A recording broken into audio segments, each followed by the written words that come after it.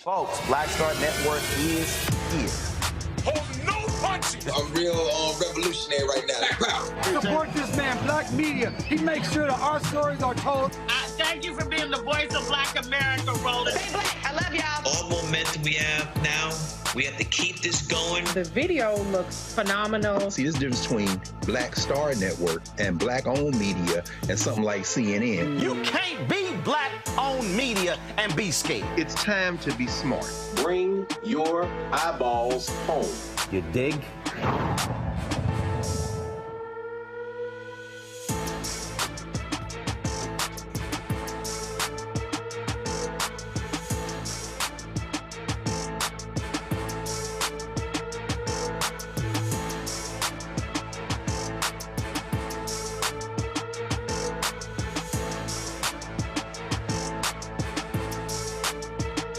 Hi, I'm Isaac Hayes III, founder and CEO of Fanbase.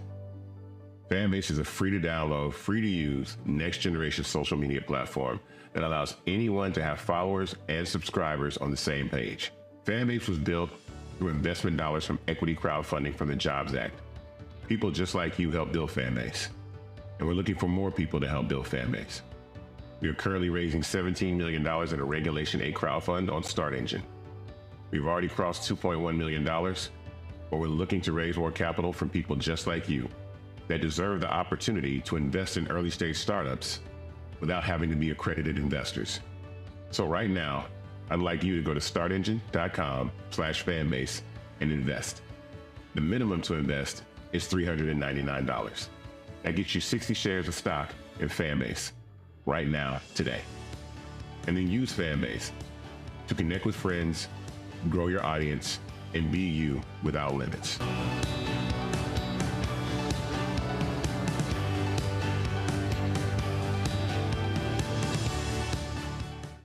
Go, Roland.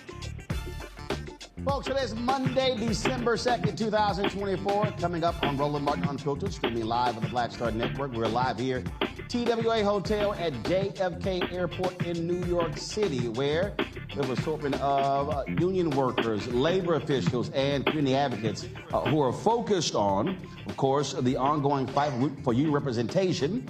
Of course, we're here with the International Association of Machinists and Aerospace Workers, or IAM. We're talking about the battle that's happening here in New York, but also what we're seeing all across the country. Also, we'll be talking about the election results and the impact that is going to have on unions across this country. Lots to talk about, folks. It's time to bring the funk. I'm Roland Martin Unfiltered on the Black Star Network. Let's go. Whatever it is, he's got the scoop, the fact, the find. And when it breaks, he's right on time and it's rolling. Best believe he's knowing. Putting it down from sports to news to politics. With entertainment just for kicks, he's rolling. It's on go, roll, y'all. It's Roland Martin, yeah. Rolling with Roland now. He's funk, he's fresh, he's real, the best, you know he's Roland Martin now.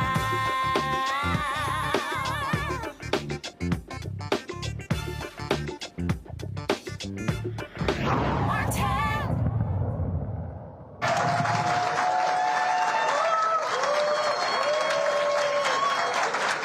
Folks, we're here at TWA Hotel in JFK Airport in New York City. And, of course, glad to be here. A couple of months ago, we were in Atlanta with IAM, talking about, again, the effort to unionize Delta ramp workers there. And so we're now here at JFK Airport. Lots has happened over the last couple of months. Let's get right to it. Richie Johnson, he's General Vice President, IAM Air Transport Territory. That's it. Y'all gonna clap on?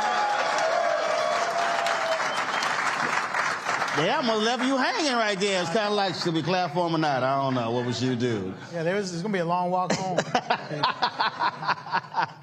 First and foremost, since we last chatted, that was in September, when we talked, how has the effort gone since we broadcast that show?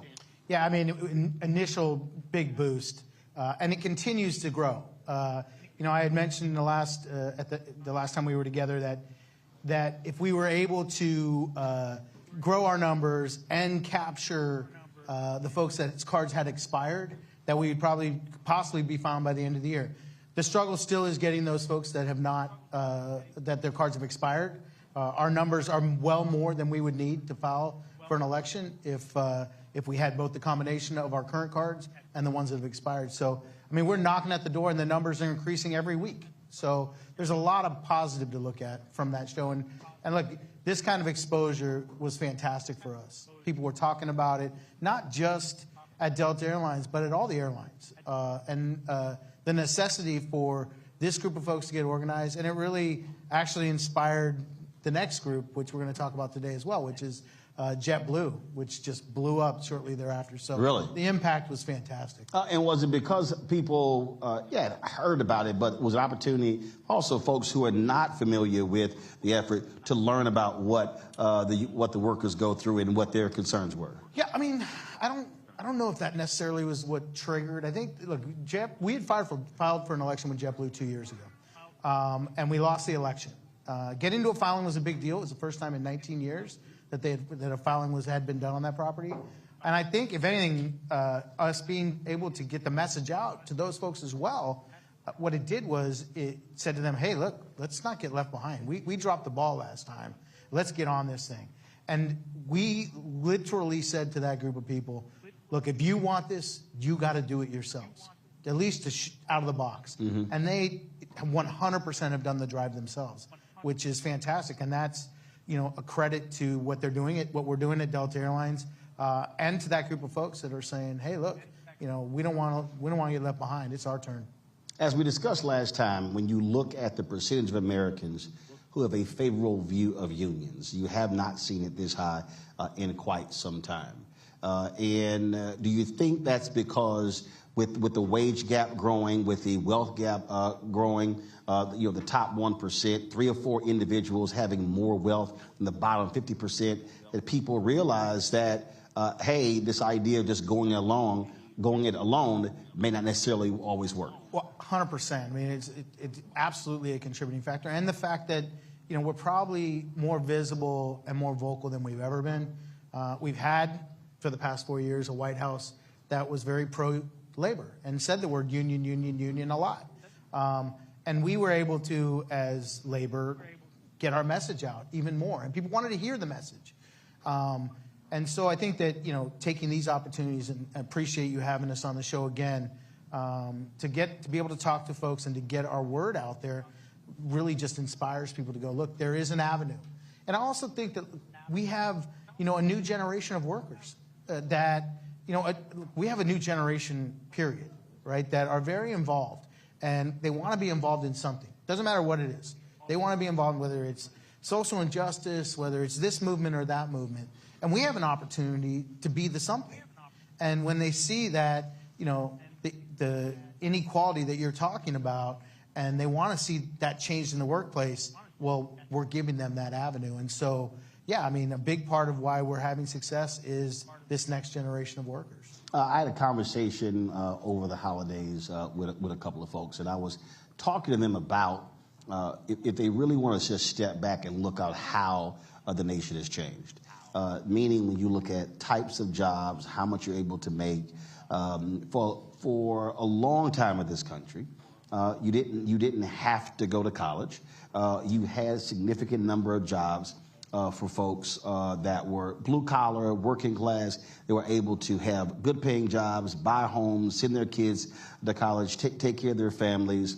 And then if you look at this across the board, so you got manufacturing. Then it used to be able, when you went to a grocery store, the people who actually was a person behind the counter. Sure. I can't remember the last time I even physically went into a bank. And so when you look at a lot of those jobs are now just gone. And so it's hard for people to understand how jobs have changed in this country. And many of the customer service jobs that used to be for students or young folks, you literally have middle-aged and older folks assuming those jobs because of how the labor force has changed. Yeah, look, it has changed dramatically. But there are still a lot of jobs out there. And there's still an availability for people to come to work for union jobs. And there's been a shortage of people even making those attempts. I mean, I think part of the problem, too, is that for so long we were telling our kids, you got to get a college degree. Right. There is no job for you if you don't get a college degree. Well, that's not true. The trades are begging for people. Like, there's a lot of work out there. And look, if you're in the airline industry, that job's not going anywhere right now. I mean, yes, they're changing. You can go to a kiosk. But there's still people working at these airports. There's still people loading these bags. There's still people, taking your reservations or working security. As I tell somebody, there are some jobs you can't actually outsource.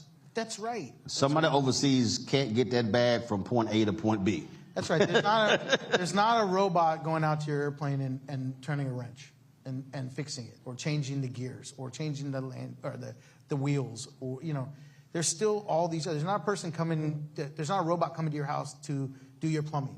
There's not a robot coming to your house or AI coming to your house to redo your electrical in your kitchen. There's still a lot of work out there for people that want to work hard. Somebody posted a tweet 3 days ago that blew me away. It is amazing. They said it's pretty evil in a country where people are fine with a CEO making $10,000 an hour, but folks are having an attitude of somebody who wants $10 an hour. Yes. And it is, it really is. It really is crazy when you think about it. You have these conversations and folks are like, "Oh no, that's just too much." You're sitting there going, "But so and so." I mean, what was it? The outgoing Boeing CEO got something like a $60 million golden parachute or something like that. The previous one got, I don't know, 30, 40, 50, 60 million, and then the new one's going to probably have a great package as well. Folks are perfectly cool with that. Yeah. Well, look, and we've watched it the last several years, right? Where whether it was government workers, or now you even see like most recently Boeing, right? We represent Boeing, and the feedback was mixed, right? But I think overall people ended up getting behind them. Auto workers, government workers. I remember hearing everyone complaining about pensions for government workers. Like, well, you don't understand how collective bargaining works then, because the way it works is, you go to the table, you negotiate an agreement, and it's give and take. And they maybe gave up something. Maybe they got a little bit less in their wages at some point so that they could have a pension. Well, that's what we do every day, right? So, for people to complain about minimum wage, it's $20, it's $20 an hour for now, somebody making minimum wage. Good. Maybe they can afford to buy the coffee that they're selling you. Because to me, it seems ridiculous, and it's not, it's not going to change the cost of your cup of coffee. Like the cost of your cup of coffee is driven by greed. Like Starbucks, says, okay, let's see what happens when we raise the cup 50 cents. Well, you kept buying it. So let's see if we raise it another 50 cents. Well, you kept buying it. We'll keep raising it until you stop buying it. I think they got crack in that coffee. Yeah, that's definitely. I mean, I see these people at 5 o'clock in the morning, massive line. I'm like, what the hell? I'm like, there's 40 people in line. I'm like, go drink some damn water. I can't. I don't drink coffee. I'm sorry. I ain't knowing. How much? Like $7, $8, $9, $10 for a cup of coffee? Man, that's like a case of water. I can't. I'm sorry. Two cups of coffee and you just paid that person's hourly wage. Just wake the hell up. That's what just slap yourself. There you go. I just saved you about $9, $10. But I just find that argument absolutely ridiculous. Oh, how about this one? So I was flying back from Houston from Thanksgiving, and so I'm on the plane. I'm looking at this story, and I knew it was a lot. So in 2023, the top 20 airlines took in $33.3 billion for fees for carry-on bags. $33.3 billion. Yeah, and that's greed. There's no other driving factor than greed. Okay, you have airlines that don't have bag fees. Southwest Airlines, there's no bag fees, right? They're still making a whole lot of money. I sit on the board of directors of United Airlines. They talk about this. They talk about the bags and say, we can't get rid of the bag fees now. It's just too much money. We make way too much money to get away from the bag fees. And by the way, here you go again, 50 cents cup of coffee. You keep paying it. You know, you're not changing airlines. Those flights are full. They don't care. And people are still checking their bags. They're not saying, hey, I'm going to bring a carry-on. No, they're still checking their bags. As long as we're willing to do it, they're going to keep charging it. You mentioned earlier in terms of folks whose cards expired, and when we were in Atlanta, actually when I was flying back, I was flying back. I was on Delta, and I saw a brother. I said, hey, you know, we had a show last night. He's like, yeah, I saw the show. There's another side to the story, too. I was like, oop, I guess he wasn't down with the show. Like, oops, okay, no side he's on. Yeah. So how do you still deal with that? I mean, is it a one-on-one thing? I mean, how are you trying to educate workers who are skeptical of unionizing your ramp workers and others? Yeah, it really is a one-on-one when we can get them, right? This is an opportunity for people to hear us, and maybe they'd be willing to have those conversations. When we have those sit-downs, when we are able to knock on their door or their coworkers are able to engage them in the workplace, the vast majority, the percentage is super high. 70, 80% of the people that you can talk about the actual comparisons, they buy in. They're interested. So what's their fear? Is their fear, hey, if we do this, this is going to cause us to lose our jobs? Is that the fear? Sure, there's definitely that fear. There's absolutely that fear of that I don't want to be a target, right? There's absolutely that fear. But there's also just the unknown, right? They're being fed, you know, and I mentioned this on the last show. You're getting a relatively close wage to what the rest of the industry gets for them. So they don't take the time to do the research. They don't take the time to find out for themselves. And so, you know, what they're getting told by Delta Airlines or some of these airlines that are non-unionized is, why would you do that? You're going to have to pay, you know, $50 a month for union dues. You know, why do you want to pay that extra amount? Well, you're going to pay that extra amount because you're about to get a lot more. Like, the companies are not out there, you know, trying to keep unions off their property just because they don't want to mess with their culture. No, they're keeping them off the property because an airline like Delta Airlines is saving $1 billion nearly a year in labor costs because they don't give their employees the same package that every other airline worker that's unionized is getting. So what's that package? So what, for the person who's watching and listening who doesn't know, what are the workers getting if they actually do unionize? Like, so for say, give it. I'm not going to go through every airline, but I'll just take United Airlines as an example. United Airlines, the employees of United Airlines have the top wages, or at some point were the top wages. We're in negotiations again. They'll go back to the top. But the top of the industry in wages, they got a pension, they got a 401k, they have medical plan, they have dental plan, they have paid vacation, they got paid sick leave, they got profit sharing, they got shifts that they get to bid, they get double time, they get overtime, extra pay on their holiday. If they work a holiday, they get double time. Their package is complete. It's not an empty shell where it's painted pretty on the outside with a dollar sign, and then on the inside it's empty. Like, a contract at United Airlines is 300 pages long. And it's not just about that, too. They have protections.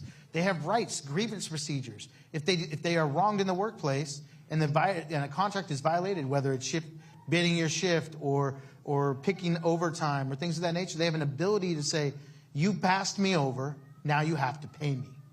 And you have representation to do so. So compare that to the airlines you're trying to unionize. Well, I mean, they just don't have. I mean, they'll have pieces of it. Sometimes they'll be comparable in the wages. Not like, if you take a JetBlue, they're not even comparable. They're just not even comparable with the top 5 or 6 airlines. They're not even in the ballpark. But Delta does a good job of keeping the wages up there. But, you know, I'll give you an example. But your point goes beyond wages. There are other things in the package. So much bigger now. I mean, for instance, I'll give you an example. Delta has a pension, right? It's not the same type of pension that we have at a United or one of our other carriers. They have a pension. You get hurt on the job, at work, get hurt, job related. You go out, you get paid while you're going out. Whatever they paid you while you're going out, that comes out of what your pension compensation is when you retire. That's ridiculous. That's absurd. But that is because the law has a loophole in it that says that they can draw from that to pay their workman's comp or to pay their costs for that. They do. And then they take it out of your portion of your pension. That's just one example. Shift bidding, overtime, the list goes on and on of just the inadequacies, and it's not any different at JetBlue. I'm going to go to a break. We come back. I want to talk about November 5th. Oh, really? Yeah, we got to talk about that and how you are preparing your membership for the next 4 years. All right. Well, I'm gonna go throw up at break, and then we'll. That's not a problem. We got a big trash can right over there for you. Trust me, we made sure it wasn't orange. All right, y'all. Some of y'all figured that one out during the break. All right, y'all. Gonna be right back here from TWA Hotel at JFK Airport. You're watching Roland Martin Unfiltered on the Black Star Network.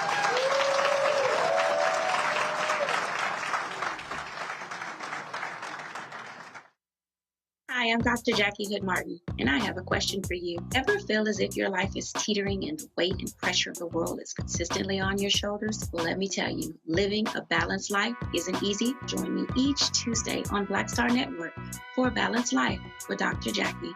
We'll laugh together, cry together, pull ourselves together, and cheer each other on. So join me for new shows each Tuesday on Black Star Network, A Balanced Life with Dr. Jackie.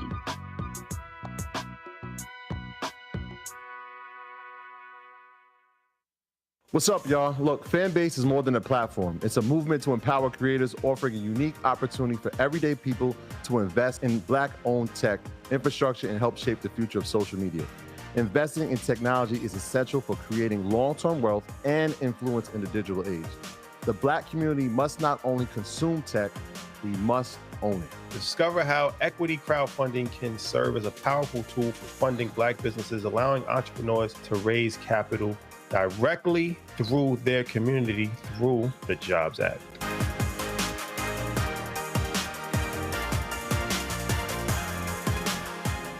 Now streaming on the Black Star Network. I had been trying to get a record deal for a long time. You know, when I finally got signed to the Motown record label in 2003, I was 34, 35 years old. And up until that time, I had been trying to get record deals the traditional way. You know, you record your demo, you record your music, and you send it, you know, to the record labels, or maybe somebody, a friend of a friend, knows somebody that works for, you know, the record label. And really, chemistry that was my last-ditch effort at being in the music business. How long have you been trying? I've been trying since I was a teenager. Wow. You know? And you know. And I'm grateful that it didn't. I'm grateful that it happened when it happened, because I wasn't prepared, you know, as a teenager to embrace all that comes with a career in the music industry.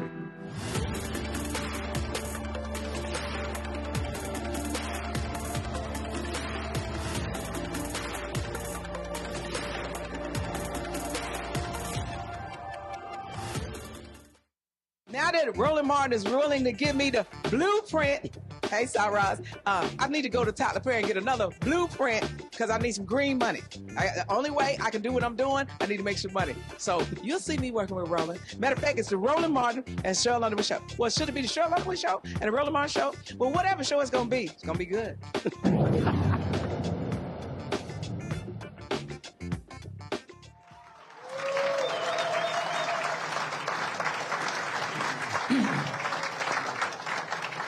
All right, folks, we are back here at TWA Hotel at JFK Airport. Richie Johnson joins us, of course, General Vice President, IAM Air Transport Territory.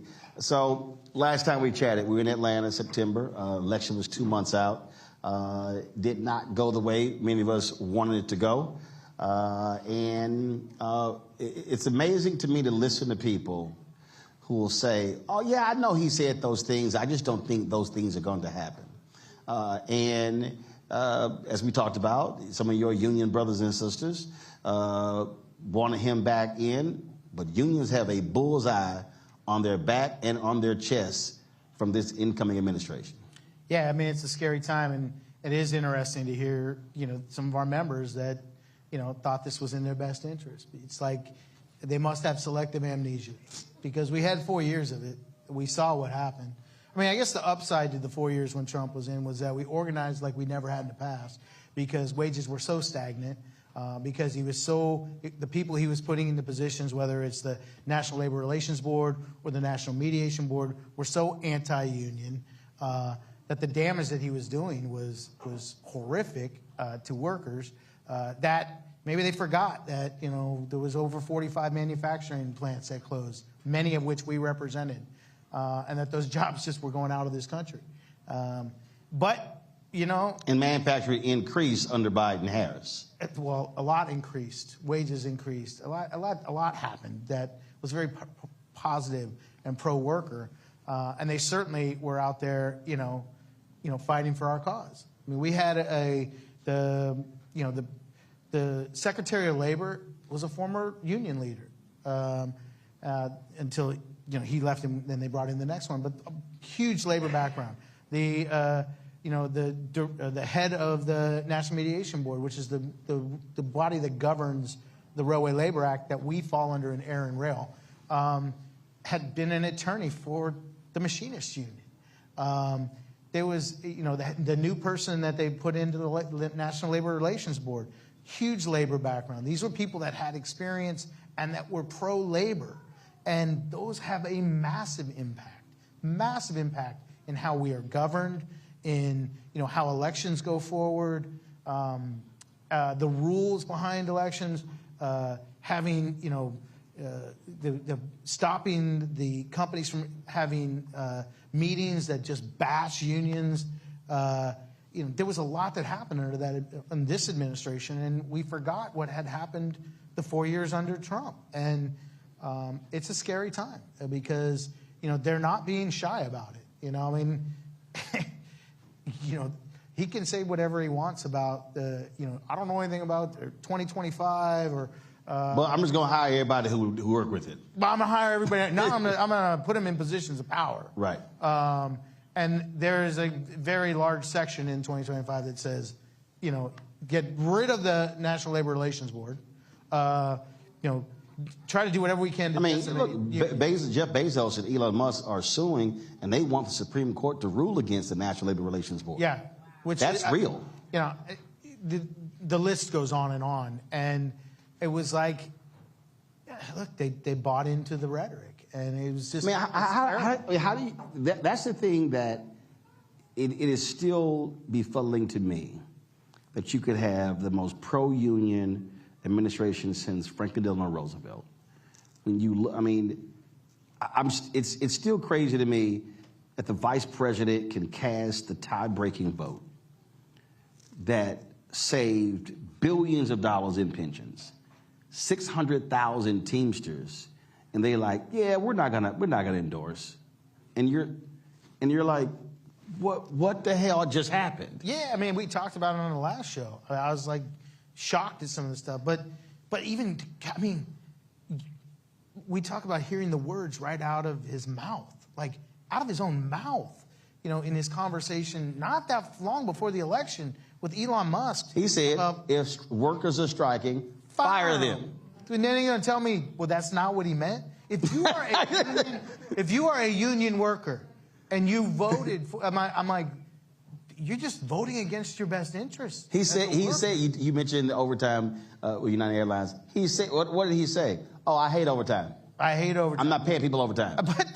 But then on the other side of his mouth, he says, I don't think overtime should be taxed. Yeah, because you don't want there to be any overtime. We can just eliminate taxing on overtime as long as there is none, right? And so, that works. And so, and that was just unbelievable to me that I would see individuals, and you're going, and that's why also it was driving me crazy. All these people would say, well, economic anxiety, and no, many of these folks were not voting for economic policies, because if you were voting for economic policies, there is no way in the world you can be a union worker saying I'm voting for economic policies, I'm voting for the working class, but I'm on. Ignore Harris, but vote for Trump. Those two things just don't go together. Yeah. If you can figure it out, I'd love to know what the answer is, because I'm befuddled by it as well. I just, I guess the answer is that they just did a lot better job of scaring the shit out of people and messaged it. that some big bad immigrant was coming for your job. I don't know. I represent 160,000 workers. I don't see any illegals doing their jobs. Just it was a fear. And people, it's hard, I think, for a significant portion of our country to look outside of their backyard. Mm-hmm. And they don't even really leave their backyard because they can't. Because if they did any research, now I am fortunate because with my work I get to travel the world. And I serve on boards that are global boards. And I know how people view the economy of the U.S. And I know the impact of inflation and what happened through COVID to most other countries in the world. Like 200% inflation. Like, the U.S. dollar is a beast anywhere else you go in this world. And they envy, what our economy has done because we turned it around. Yeah, how it recovered. 3 years. But let's be honest. The Democrats did a shit job of selling that. They did. I mean, I wish it would have been better, but it wasn't. And it was easy to, for Trump to get up there with a thing of Tic Tacs and say, you know what these things cost? Or a carton of eggs or whatever. And people bought into that shit. Yeah, they bought into the eggs being high, but overlooked that there was an actual trial where they fixed the prices on eggs. And there was a literal trial. They were found guilty. It was kind of like, that's the little details. That's little details. So how do you prepare your members, though, for what is about to come down the pipeline? Because I don't know. Folks have to be prepared for absolute chaos and the concentrated targeting of unions by his folks. Yeah, I mean, I look, we have to just keep messaging. But look, I hope I'm wrong. I mean, I hope that, I like the person that he put in as the new Secretary of Labor. She has a strong labor background. The Congresswoman out of Oregon, Lori Chavez DeRemer, she co-sponsored the PRO Act. So there's hopefully she will continue to be pro-labor. But that doesn't mean that every other appointment he makes, whether it's the National Labor Relations Board or the National Mediation Board or all these other things, couldn't go away. And it doesn't mean like every other person that he's put in there that she won't change her position and carry the company line. So it's a terrifying time, but we have to continue to do what we always do. Look, we had 4 years of it before, and we fought, and we fought hard, and we organized, and we kept battling, and we'll do what labor always does, which is fight for workers and let them know what we're doing and let them know what this administration is doing. And quite frankly, if he does all the things he promised, then we'll sing that loudly and proudly. I saw 4 years of the exact opposite of that. And I have a hard time believing that that's going to change. But man, I hope I'm wrong. Obviously, people focus on national elections. And one of the things that I've been reminding folks that, look, there's an election every single year. Next year in Wisconsin, there's a Supreme Court race. That's huge. We've seen the attack on labor unions by the Republicans in Wisconsin, and things when Democrats took a 4-3 lead with the last Supreme Court seat, that completely changed the composition of the court. I look at North Carolina. Allison Riggs won for re-election by 600 votes. The Republicans in North Carolina right now are trying to vacate her win to order a new election because they got 5-2. They want to be 6-1.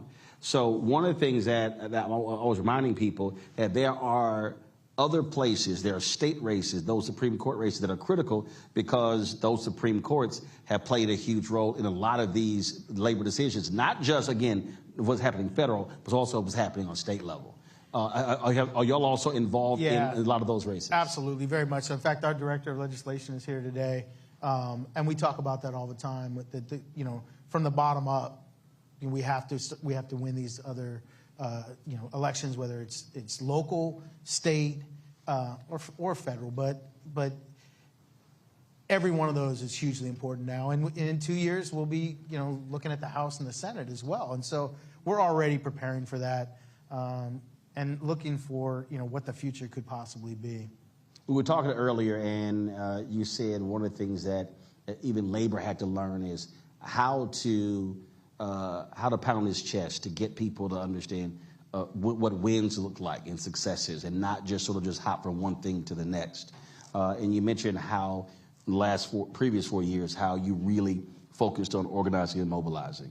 And Lee Saunders talked about this and asked me, he said we had to go back to basics to really get folk to understand and go back and have real conversations direct with our members to understand why we matter. Is that what happened? Is that what y'all had to do? Yeah, I mean, we completely revamped how we communicate and made in-person visits a priority. But it wasn't just that. It was that we had to change our whole communications. Like, we had to make sure that we had a presence on all the social networks, whether it's, Facebook or Twitter or Instagram or, go down the list. Use every avenue, including things like snail mail and email. So they have TikTok videos of you dancing? Well, I mean, did somebody put that out again? Hey, listen, it was really good. I'm just saying, I was crushing it. But no, we're trying to do as much as we can, including being on your show. Like all of this is important. It's, we take for granted that people will understand. They'll just know. Like, we just negotiated an amazing deal with American Airlines. Makes them top pay in the industry. They're nearly, for a fleet service worker, they're nearly making $40 an hour. All right?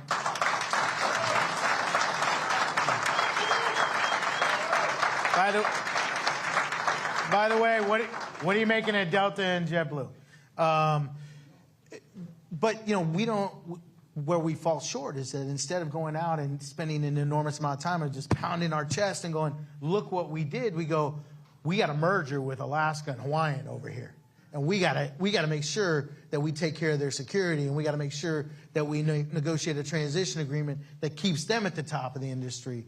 And so you just keep moving from issue to issue, and sometimes we take for granted. Mm-hmm. So we've really focused on trying to make sure that the world of workers knows what we're doing, and we continue to do that. And I think, look, as much as we're doing that, as much as we're on the Roland Martin show, or we're putting information out, in the different social networks, when I go to a break room, I go to as many as I can. I have an office in D.C. I'm there twice a year. Like, I don't go to the office. When I have a downtime, I go out and I visit the members. And many of the members in this room will say, hey, look, he came to my station. He was out there and he talked to my people.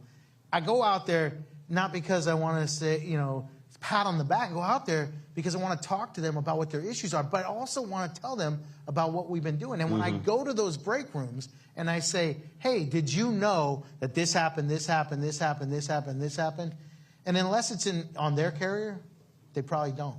And it's important that they do know, because what you do at United affects American. What you do at American affects Southwest. What you do at Southwest affects Delta and affects JetBlue. And each one of those, Alaska and Hawaiian and all these other carriers that we represent, every one of those, look, when COVID hit and United put a mandatory vaccination in, it was the rest of the airlines just jumped on the bandwagon. Because one airline did. It doesn't just go when that kind of thing happens. It goes for everything. When United gets the best wages in the industry, American Airlines goes, look, for us to stay competitive, right, we got to get the best wages in the industry. And so we go in there and we fight for that. And we're not doing this parity bullshit either anymore. Where, hey, we want to make sure everybody's equal. That's fucking bullshit. All right?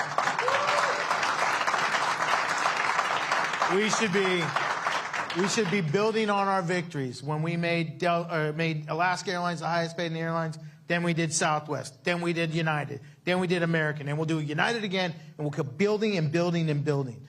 But we have carriers like Delta and JetBlue that have inferior contracts, and they hurt that possibility. When you have the biggest airline, or one of the top two biggest airlines in the world at Delta Airlines, and they have an inadequate contract, it hurts our ability at the table. It hurts our ability to get the best, even more, for our workers at the other airlines we represent. And so what we do at Delta and what we're doing at JetBlue matters to everybody that's on another carrier in this room. And that's why getting that message to each of them, whether it's in a break room or it's through your show or other avenues, we got to take advantage of all of it every chance we get. So keep inviting me back, because I'll keep coming back. All right.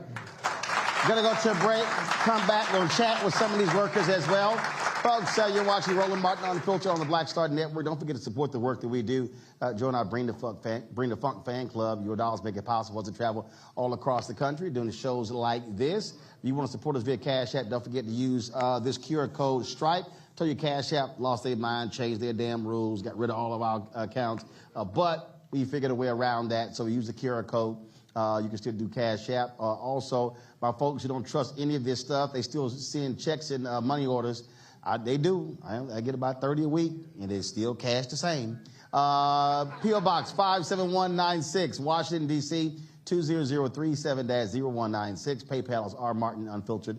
Venmo is RM Unfiltered. Zelle, Roland at RolandSMartin.com. Roland at RolandMartinUnfiltered.com. Don't forget, download the Black Star Network app, Apple phone, Android phone, Apple TV, Android TV, Roku, Amazon Fire TV, Xbox One, Samsung Smart TV. Be sure to get a copy of my book, White Fear, How the Browning of America is Making White Folks Lose Their Minds. Available, bookstores nationwide. That is the name of the book, y'all, seriously. And don't forget, y'all, our new shirts are out. I'm going to wear it probably on the show tomorrow. Y'all see the shirt right there. Don't blame me. I voted for the black woman. So y'all go to RolandMartin.creator-spring. RolandMartin.creator-spring.com. Yeah, y'all, that's a real shirt. All right, I'll be right back. I'll be ordering mine. Thank you, brother. All right, let's see. On the next Get Wealthy with me, Deborah Owens, America's Wealth Coach, Black Americans have 1/10 the wealth of their white counterparts. But how did we get here? It's a huge gap.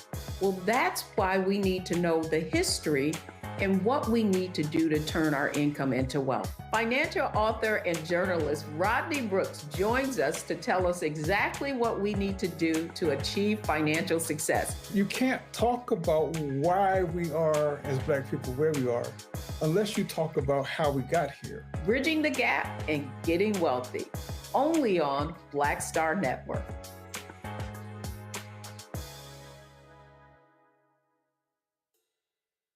Hi, I'm Isaac Hayes III, founder and CEO of Fanbase. Fanbase is a free-to-download, free-to-use, next-generation social media platform that allows anyone to have followers and subscribers on the same page. Fanbase was built through investment dollars from equity crowdfunding from the Jobs Act. People just like you helped build Fanbase, and we're looking for more people to help build Fanbase. We are currently raising $17 million in a Regulation A crowdfund on Start Engine. We've already crossed $2.1 million, but we're looking to raise more capital from people just like you that deserve the opportunity to invest in early stage startups without having to be accredited investors. So right now, I'd like you to go to startengine.com/fanbase and invest. The minimum to invest is $399. That gets you 60 shares of stock in Fanbase right now, today. And then use Fanbase to connect with friends, grow your audience, and be you without limits.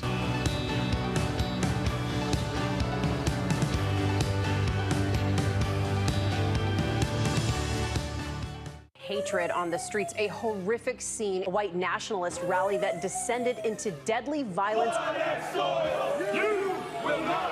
White people are losing their damn minds. As an angry pro-Trump mob storms the U.S. Capitol, we've seen shooting. We're about to see the rise of what I call white minority resistance.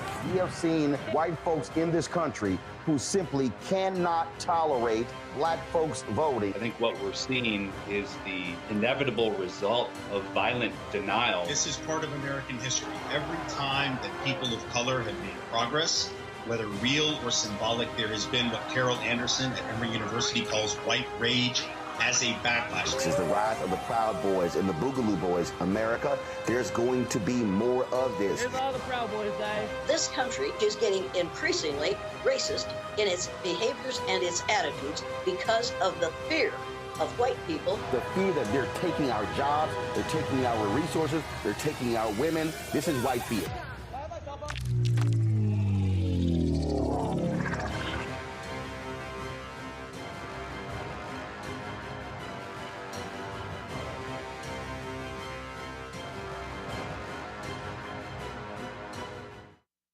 Pull up a chair. Take your seat at the Black Table with me, Dr. Greg Carr, here on the Black Star Network. Every week, we'll take a deeper dive into the world we're living in. Join the conversation only on the Black Star Network. Hey, what's up? It's Sammy Roman. Hey, it's John Murray, the executive producer of the new Sherry Shepherd Talk Show. It's me, Sherry Shepherd, and you know what you're watching, Roland Martin Unfiltered.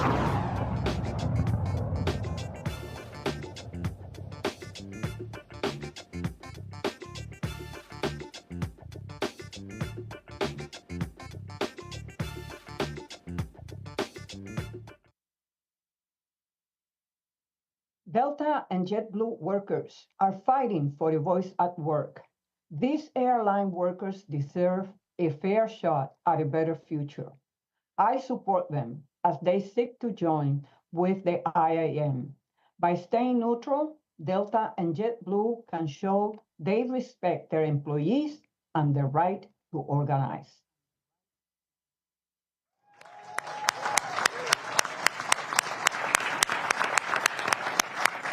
All right, folks, welcome back to Roland Martin Unfiltered, the Black Star Network, here at TWA Hotel at JFK Airport. Joining us right now, 3 IAM union members, Faisal Silwani with United Airlines, Derek Monk with American Airlines, and Nina Caldwell. She is with Southwest Airlines. How y'all doing? Wonderful. All right.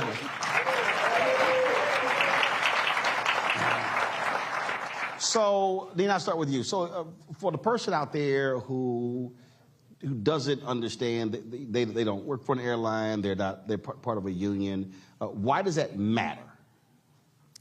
Being part of a union matters because it affects your quality of life. When we say quality of life, most people think of pay, but it also affects the fact that you have respect, dignity, equality, equity, a voice at the table, and it affects our safety because we all want to come to work and leave the same way. Now, how long have you been with Southwest, and what's your job there? I am a customer service agent at Southwest Airlines, and I've been there 33 years. All right. So, are you in person? Are you on the phone? Which one of the areas you get cussed out at? Which one? I'm in person. I throw bags, I do baggage service, I work the ticket counter, I work the gates, and yes, I get cussed out in all of those places. So when they throw a temper tantrum, how do you respond to that? Do you just stand there and look at them like, look at this fool, they not gonna make this flight? So how do you deal with them crazies? I think as public servants, because that's what we are, we all have learned our airline smile. And I think in my mind those very things you said, but I don't verbalize it. You don't think you just hit that button like, oop, that seat just disappeared? I wish. Derek, what do you do? I'm a fleet service agent. All right, what does that mean? Well, we take the bags, we load them onto the planes, and we take them from plane to plane, make sure our customers get them. Oh, so my golf clubs get loaded. Absolutely. No, it's funny. See, I heard you talking about those. See, there you go. Hey, see, listen, I posted enough. I think I've hit every airline. So no matter when I fly, they like, look, your golf bags are just fine. And we check. Your clubs will not get broken. It's all absolutely oversized belt. So same thing. So for you, what has it meant? Being able to be part of a brotherhood or sisterhood, and not just having to, fight for wages and things like that on your own, but being a part of a collective. Well, you can do more, with fists than you can do with one finger, and so we are stronger collectively than we are by ourselves, and so being a part of the union, as Nina said, helps with the quality of life and not just the pay, but the things that give you respect.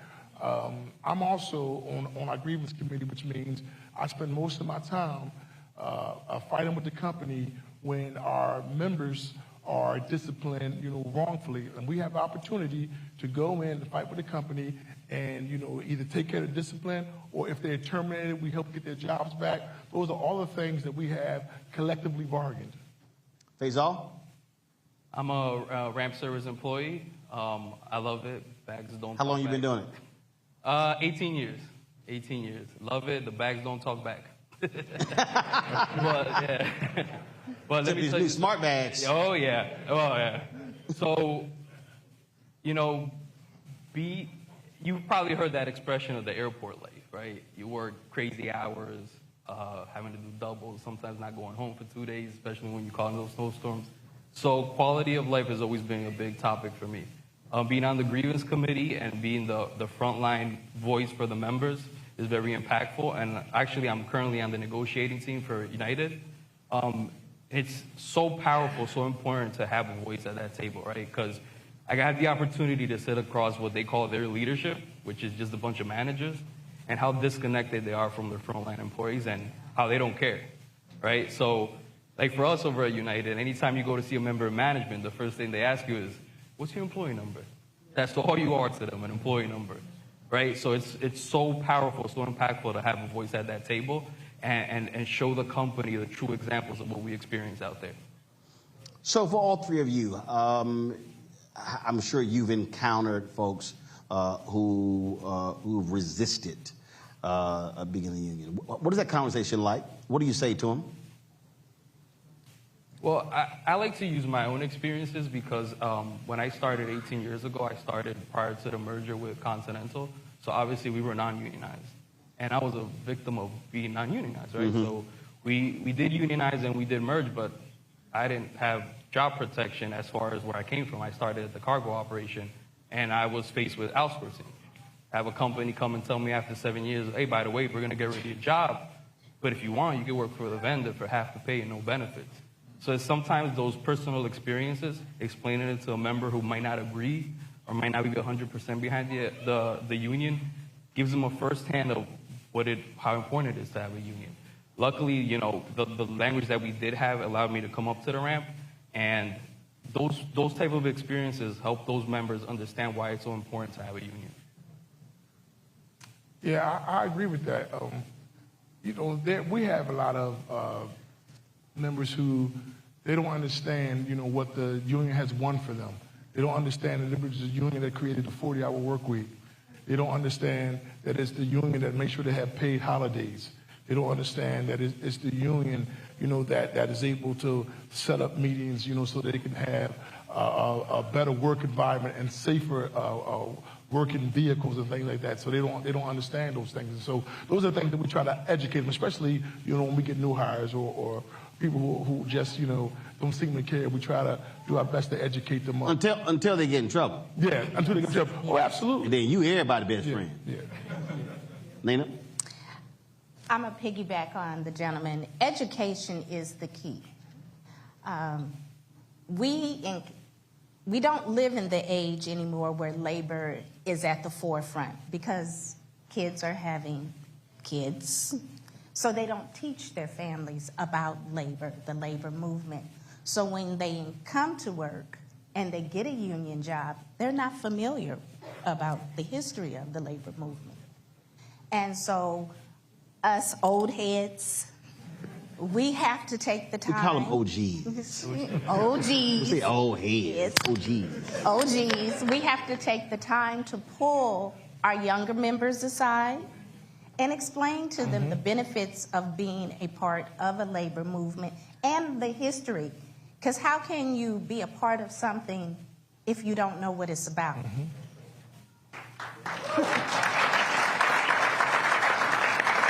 So when you face resistance, how do you deal with it? Resistance? Yeah. A lot of times, I'll tell our members, look, you can do two things. You can curse the darkness, or you can light a candle. And so I asked them,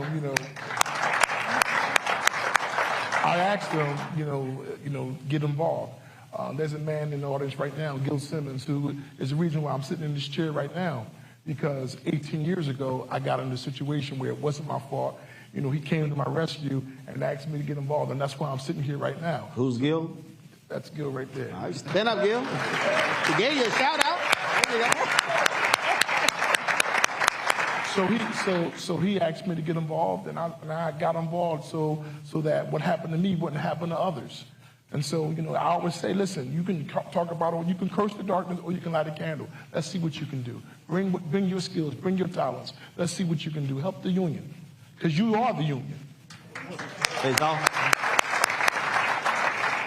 Well, like the sister mentioned before, is that education, right? I like to compare our management to our unionized workers, right? So, you know, we all hate that Mando language, right? That Mando word. I don't want to stay past my shift. So I like to educate them. See, that's the perfect example. We're only required to stay 4 hours. Your supervisor, they might be here till tomorrow. So I think that education shows them how important it is to have that contract, those rights, and it just opens up their eyes to, wow, how different things could be if we didn't have that contract. And that resistance tends to step back a little bit once you educate them. Well, you talked about younger workers. Are you seeing them embrace what you're laying out and understand that their job is to continue this forward? That it's not going to be here just because. You actually have to do some work to keep this thing going, keep it alive. Absolutely. We have a young workers movement, and so what I am finding is that they're more engaged, that they want to make the change in this union. So they come with ideas, fresh ideas, to move us forward. So we want to do everything we possibly can to educate them, to keep them engaged, because they are our future. I'm not going to be at Southwest forever, but I need someone to also leave my legacy to continue my legacy. All right. Now, Faisal, I want to go back to what you said. So you were, when they had the merger, so you've experienced both worlds, not being a part of one and being a part of the IAM. What was the biggest difference? Favoritism. I can't tell you how many times I would see them go to their buddies. Just because you're my friend, you're getting the overtime next. Or just because you're my buddy, you're getting a better shift than everybody else. That's what happened when you were not... When we were non-union. Got it. You understand? Or how one individual will be disciplined different than somebody else just because sometimes the color of their skin. And it was very disheartening to see that. So once we merged, once that union got in, man, what a difference. What a difference. Yeah. All right, then. Well, look, we appreciate all three of you sharing your story. What's that airline smile again? So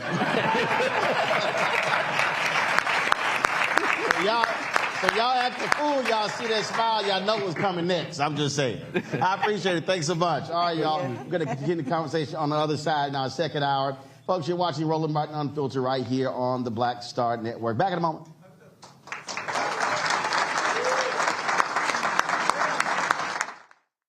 Now streaming on the Black Star Network. I had been trying to get a record deal for a long time. You know, when I finally got signed to the Motown record label in 2003, I was 34, 35 years old. And up until that time, I had been trying to get record deals the traditional way. You know, you record your demo, you record your music, and you send it, you know, to the record labels, or maybe somebody, a friend of a friend, knows somebody that works for, you know, the record label. And really, chemistry that was my last-ditch effort at being in the music business. How long have you been trying? I've been trying since I was a teenager. Wow. You know? And you know. And I'm grateful that it didn't. I'm grateful that it happened when it happened, because I wasn't prepared, you know, as a teenager to embrace all that comes with a career in the music industry.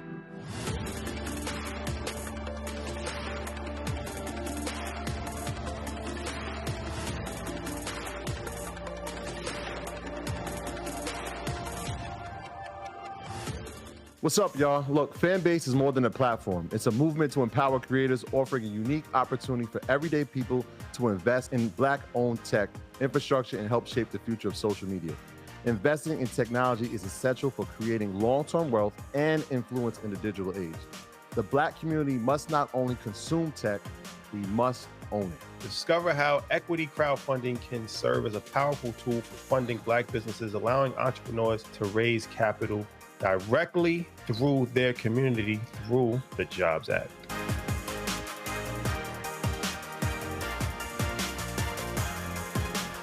Hi, I'm Dr. Jackie Hood Martin, and I have a question for you. Ever feel as if your life is teetering and the weight and pressure of the world is consistently on your shoulders? Well, let me tell you, living a balanced life isn't easy. Join me each Tuesday on Black Star Network for A Balanced Life with Dr. Jackie. We'll laugh together, cry together, pull ourselves together, and cheer each other on. So join me for new shows each Tuesday on Black Star Network, A Balanced Life with Dr. Jackie.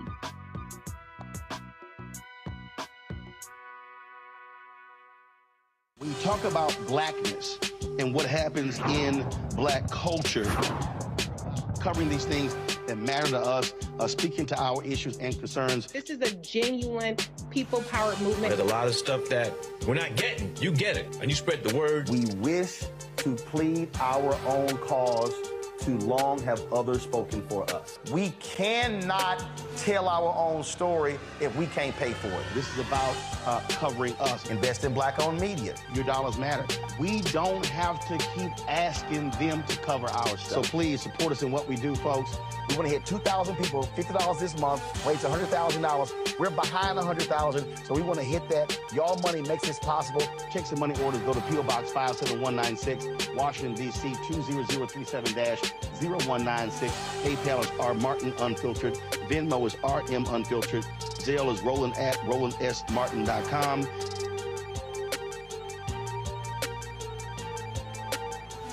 On the next Get Wealthy with me, Deborah Owens, America's Wealth Coach, Black Americans have 1/10 the wealth of their white counterparts.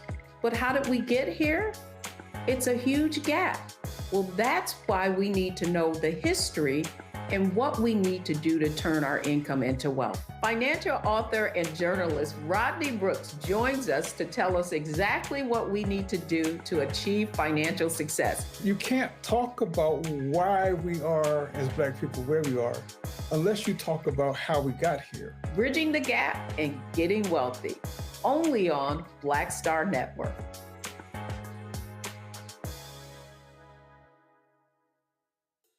Black Star Network is here. Oh, no punch! I'm real revolutionary right now. Thank you for being the voice of Black America. All momentum we have now, we have to keep this going. The video looks phenomenal. See, there's a difference between Black Star Network and Black-owned media and something like CNN. You can't be Black-owned media and be scared. It's time to be smart. Bring your eyeballs home. You dig? Pull up a chair, take your seat. The Black Tape with me, Dr. Greg Carr, here on the Black Star Network. Every week, we'll take a deeper dive into the world we're living in. Join the conversation only on the Black Star Network. Hatred on the streets, a horrific scene, a white nationalist rally that descended into deadly violence.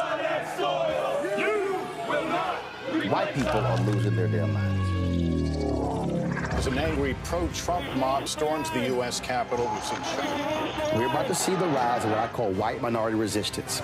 We have seen white folks in this country who simply cannot tolerate Black folks voting. I think what we're seeing is the inevitable result of violent denial. This is part of American history. Every time that people of color have made progress, whether real or symbolic, there has been what Carol Anderson at Emory University calls white rage as a backlash. This is the rise of the Proud Boys and the Boogaloo Boys. America, there's going to be more of this. Here's all the Proud Boys, guys. This country is getting increasingly racist in its behaviors and its attitudes because of the fear of white people. The fear that they're taking our jobs, they're taking our resources, they're taking our women. This is white fear.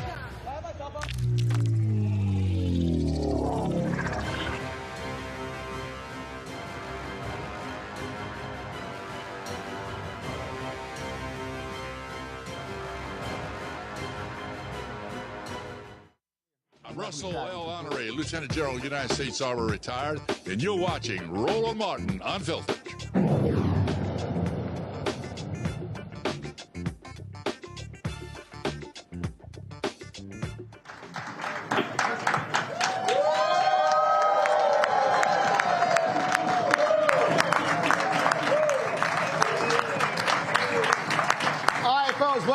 TWA Hotel, JFK Airport.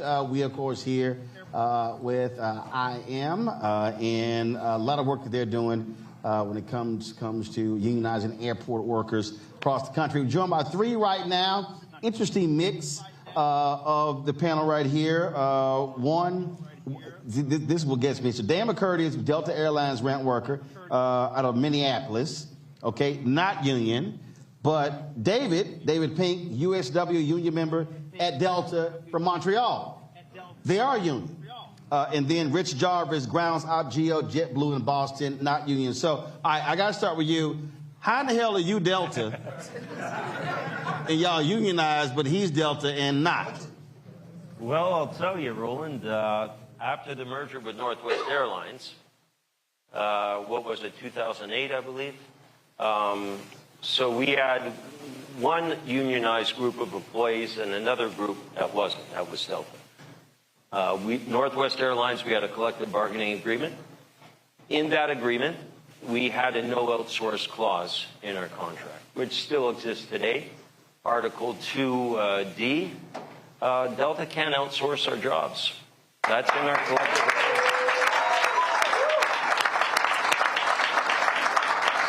So we're now into our third deal with Delta. We just negotiated a deal that makes us the highest paid in the industry in Canada. Nice. And that was all because of the Northwest deal. No, this is the third deal since the merger. No, I'm saying is initially. Yeah, initially, Northwest was unionized, and then when there was a merger, they had to accept the terms of that deal. Exactly. So the Delta group got furloughed. The Northwest were the surviving group for the airline. Wow.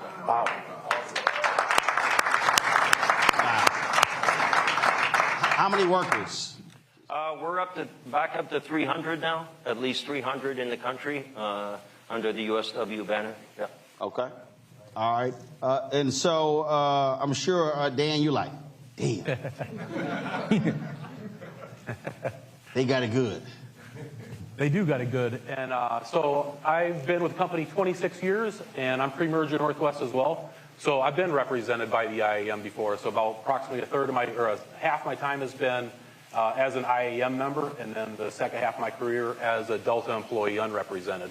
So, and the difference between the Canadian workers and ourselves is the laws here in the United States say that we have to organize system-wide across the United States. So if we want to gain union representation under the Railway Labor Act, we have to organize all 45 cities. So not just locally, all cities? All 45. I mean, that's one of the biggest hurdles that we have, is that it's such a huge organizing drive.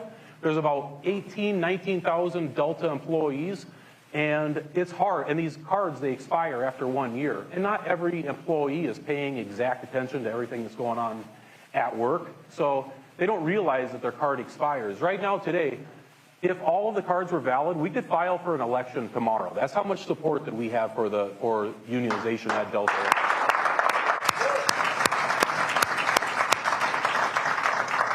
And with that said, and I'm going to throw out some numbers, I hope this is okay, but we've got like 2,000 cards that are expired because employees don't necessarily know that their card has expired. It's been longer than 1 year. So, and it's interesting. So how do they know? We've got to find them and let them know. I mean, there's no way. That's part of the. Like, is it digitized? Is it like, do you know exactly who's expired? Well, the IAM does. So union leaders can contact. We have good communication back and forth. But we've got employees in all 45 stations that have expired cards. So we've got to track them down and get them to re-sign. And it's interesting because you'll have employees, like they'll go on social media, like, what's taking the IAM so long to get us to an election? What's taking so long? And then I'll call up, hey, I see that he's wondering what's taking so long. Can you check to see if he signed a card? Well, he signed a card, but it expired like 3 months ago.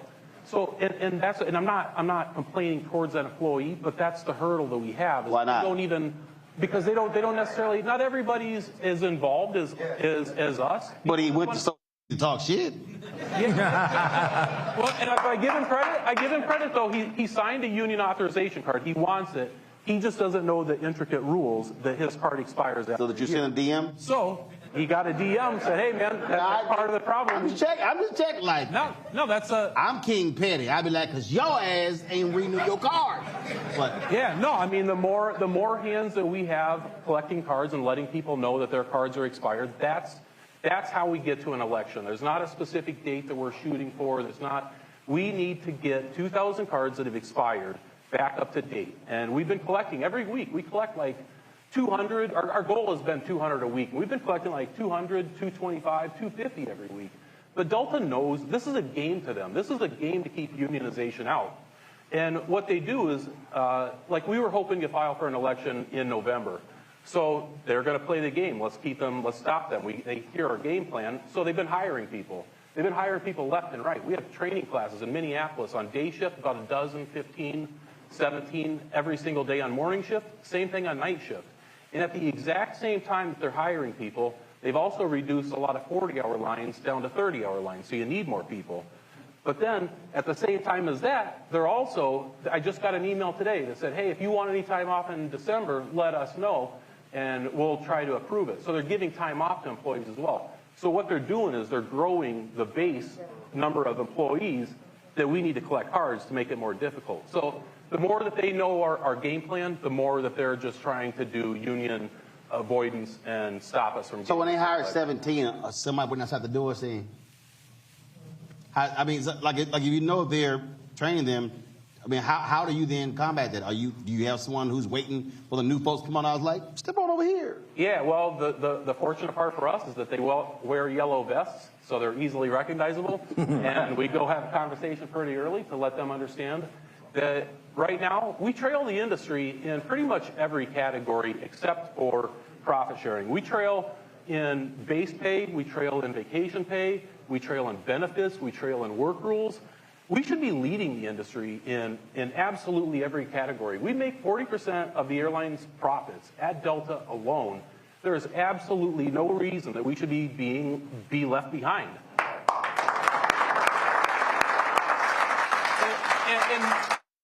And no disrespect to any of the other airlines out there as well. When we get to a union contract, we're going to be negotiating from a different standpoint than what the other airlines have been able to, because we make so much profit. This airline has the ability to take care of every employee from head to toe. They're just choosing not to do it. So with the union, we can do that.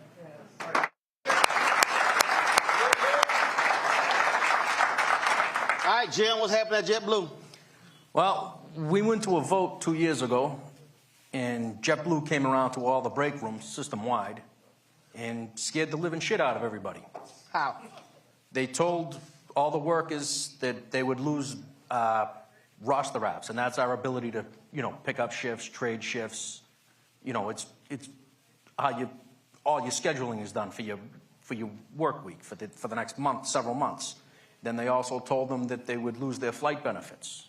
They basically absolutely scared the living daylights out of them. So they literally just said it. Right out in the break room. And then they also told them that you could lose everything else. Whatever your pay is now, you could go down to minimum wage.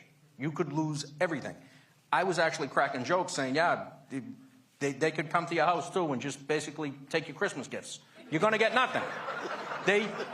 But then on the same hand, they went around to all the break rooms and they asked everybody to give them one more chance. Give us a year to fix this. And we went to the vote 2 years ago in February, and we lost. I went back to work on the ramp. What was the vote? What was the percentage? How much you lose by? It was ugly. It wasn't pretty. I was there. It was a bitter pill. It was 460 to, I believe, almost 900. Okay. But we had all the cards. We had everything in place. And I'll tell you, the numbers were reversed. And we were shocked. And a lot of people that signed cards, they're like, Jarvis, I'm thinking, maybe we'll give them another chance. I'm like, I don't know how that's going to work out for you. A lot of people that didn't want the union, a lot of those people wound up getting fired for very minor, petty things. A lot of the management that promised to fix everything, this, that, the other thing, they were out the door too. JetBlue just basically got rid of a lot of people. A lot of people quit. As bad as Delta is non-union, a lot of people leave JetBlue to go there. We're far worse with the benefits. And the money is, we're probably several dollars an hour lower, but the benefits are far worse at JetBlue. And they speak to everybody about the direct relationship between, you can come in the office and talk to us at any time. Well, only a fool would do that. I mean, you know what I mean? It's like... First of all, what are we going to talk about? Yeah, we're going to talk about you cleaning out your locker first. That's what basically, when they say go to HR, I'll go to HR. I'm like, HR is not on your side, guys. It's not set up by the company. They said give us a year. What happened after a year? Things got far worse. It went from bad to worse. It was like an absentee landlord was running the place, and people were complaining, and I actually told some of them, this is what you wanted. You signed up for this. I know who pretty much wanted it and didn't, and, well, guess what? You got what you wanted. You sound like when I'm preparing to tell all the people who voted for Trump, I'm like, don't come. Yeah, hey, listen. Like, what was my man in the video? No, it's above me now. It's above. Right. I mean, people, they want to complain after the fact, but they could have done something about it. Listen, you want pepperoni on your pizza? Don't complain when you got pepperoni on your pizza. That's all I'm telling you. And then a lot of the people and this is what happened. A lot of the people, I haven't asked anybody for a union card in Boston. We have about 130. They're coming to me. When the time comes, when I'm going to push them, but we have such a turnover problem. Mm-hmm. It's every day, every week is training day. It's in Boston. For a station that has about 550 to 580 people working ground ops in Boston, we're on pace to hire approximately 500 people this year alone, this calendar year. It's constant. The bottom, almost 50 to 60% is in and out the door. Man. Yeah, and that brings up a safety issue because inexperienced folks haven't been trained properly. It's not the same as driving a car when you're driving the tug with the luggage carts behind you. You don't realize you have 4 carts, then you run somebody over. The reason I think listening to all three of you talk, again, for the average person, they're getting on planes, they're just flying, they pay no attention to any of this, don't know any of this sort of stuff. But this also just simply speaks to how someone wants to be able to raise a family, take care of their family, and when you talk about basic things like benefits, and when you talk about protection, when you talk about overtime, I think a lot of people just take that kind of stuff for granted without understanding that you could be in a place where it's right to work, you do it yourself, but it's a lot different when you are operating as a part of collective. And again, in your case, seeing the best of both sides of it has to be also, very difficult to explain to folks what it feels like. Just the one disappointing thing is that at Northwest, during those years that I was employed with them before the merger, that was before consolidation, obviously. So these airlines were losing a ton of money. So negotiations, there were no negotiations. They were coming after us like trying to take money from us, and we were fighting them off. And at Delta at the same time, they're not union. They don't get to hear both sides of the story. They're willing. They were forced to give stuff back straight away, but they're willing because they don't really, times are tough, whatever else. We fought them off for 3 years. We didn't pay concessions for 3 years, and we still went into bankruptcy on the exact same day. So we weren't the problem.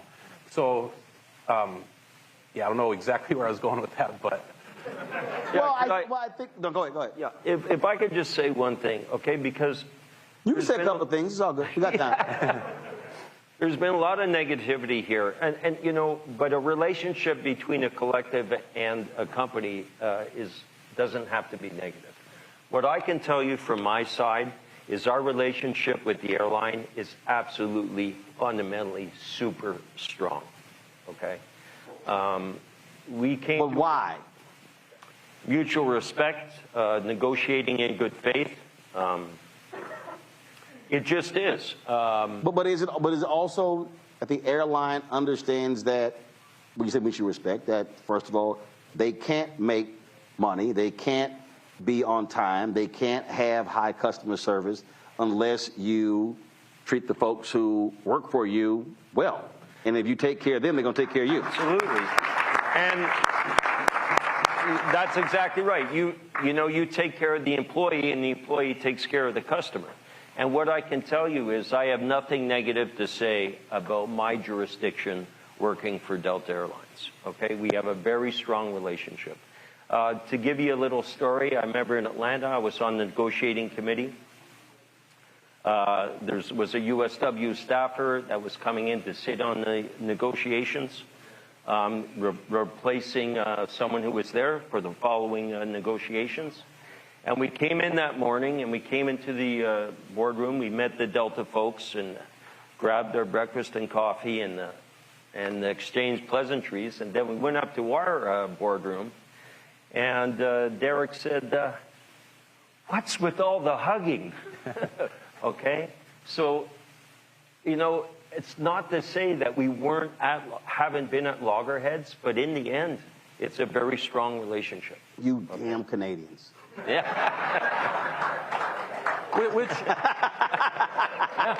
It's interesting to hear him say that, because on the anti-union propaganda side of it, they're telling us that it's going to destroy the relationship, that it's going to make things horrible, that it's going to be combative every single day. And you're listening to another Delta airline employee working with the same company that's doing negotiations, and it's going great. They're getting along. They're hugging like too much, you know? So it doesn't have to be. Like, if they want to choose that, like, that's not what we want to choose either. We want to go to work, and we just want that, you said, mutual respect. And that's what this is all about. We want mutual respect. And it's not, yeah, and it's not just about remuneration, you know, it's about work rules, other benefits, everything from overtime equalization to, we just negotiated a clause. You know, when you have IROPs in this business, sometimes you're stuck in your workplace for a considerable amount of time. Now, anything over 12 hours, you're getting double time, you know, as an example. We've maintained a defined benefit pension plan where the airline pays our contributions. That's been maintained. And the last negotiations, we even negotiated a supplementary plan where we put in 2 and they contribute 2. So, you know, yeah, I mean, it was a fantastic agreement, and health and safety has been brought up. I'm also a health and safety rep. I have nothing bad to say. I mean, I sit on the committee. I chair those meetings. There are meetings as per the Canada Labor Code. And, you know, I've never had to go to corrective action. We work in tandem. We work together. We're a very safe company, in my jurisdiction anyway. I can tell you that. Very safe. And the airline does everything it can to give us the tools we need. Y'all do any hugging, Rich?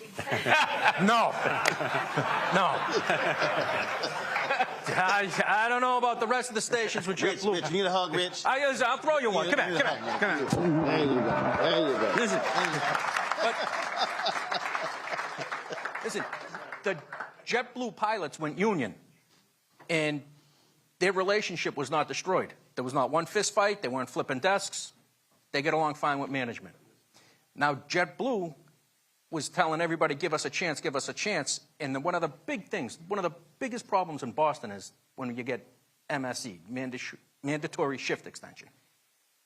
They implemented this thing. They said, all right, from now on, we'll give you 2 hours notice, and it won't be longer than an hour, and we're going to do it fairly. Well, the fairly thing, that clearly flew out the window. They're letting you know 30 minutes before the end of your shift instead of 2 hours. And they're not doing it in the order of seniority. And then there's no recourse when they do it to them because there's no union. They made these rules and they said, look, at least you have, this is in writing. Well, you take that piece of paper and you go bring that up to HR, and they're going to get right back to you. But don't wait, because they're not coming back anytime soon. And that's just the way it is. And then all the people, I sit and work, and I listen to it, and they're like, well, then the next question, Jarvis, when's the union coming back? I go, we'll be back in 15 minutes. I go, you didn't want to sign a card a couple years ago. Now you want to sign a card? And but you have to, the hard part is educating them. Mm-hmm.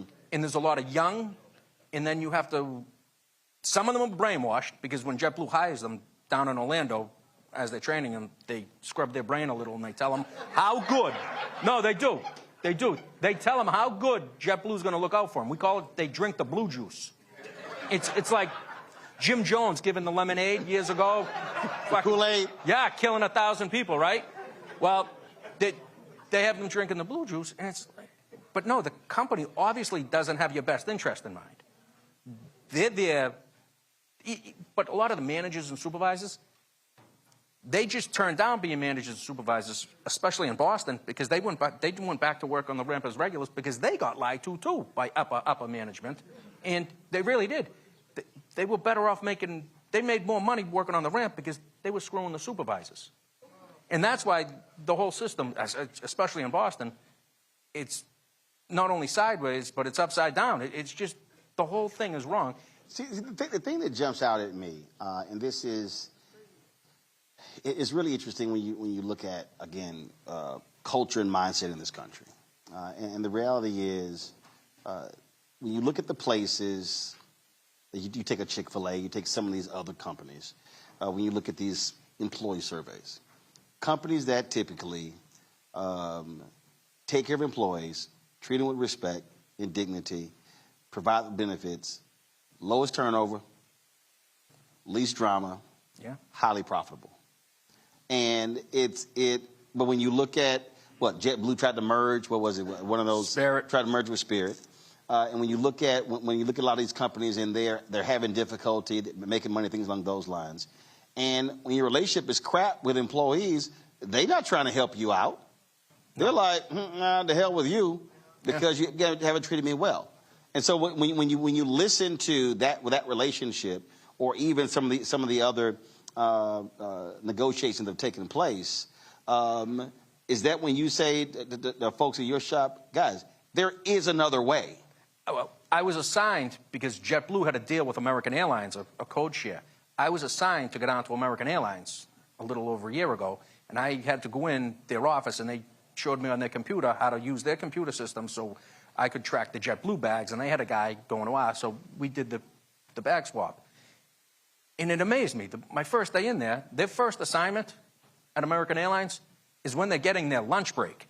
I went back over to my break room. I told everybody, they didn't believe me. I said, tomorrow I'll take you down there.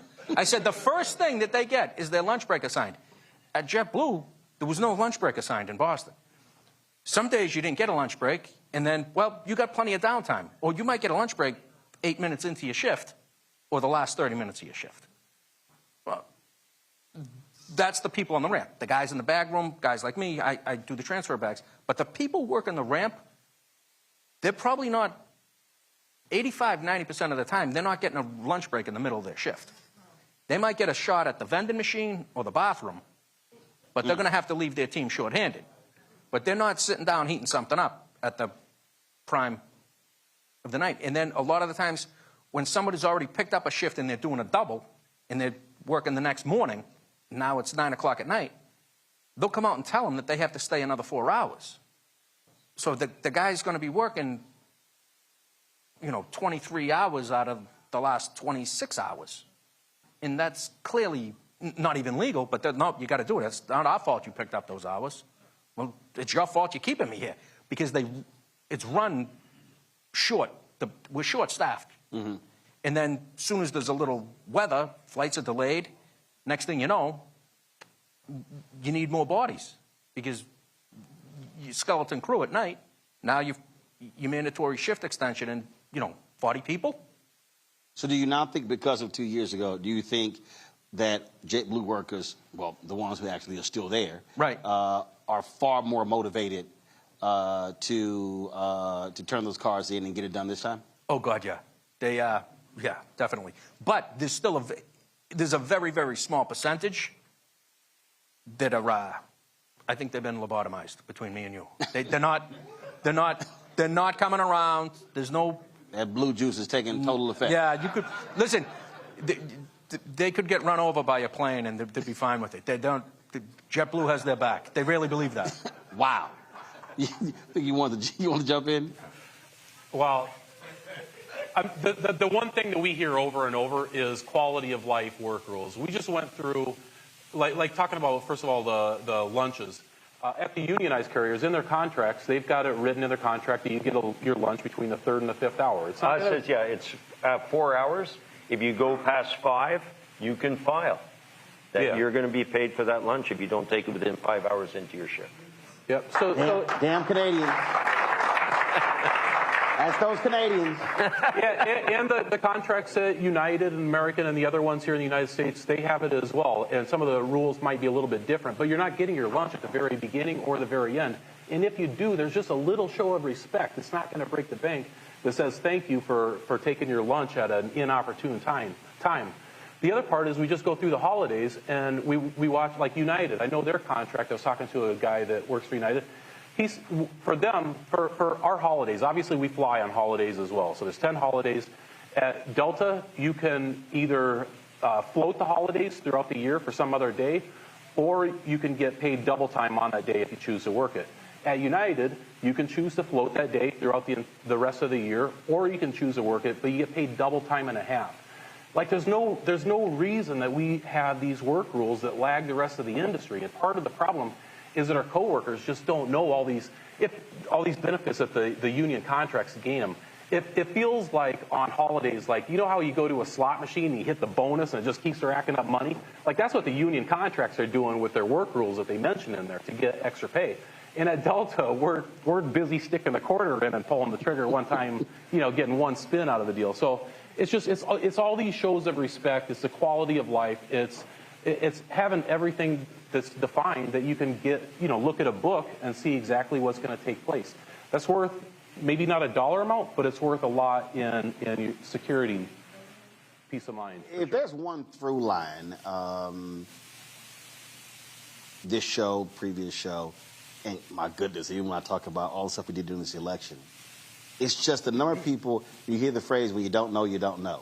And it just requires a constant state of education for folks to understand that they're missing on a lot of stuff.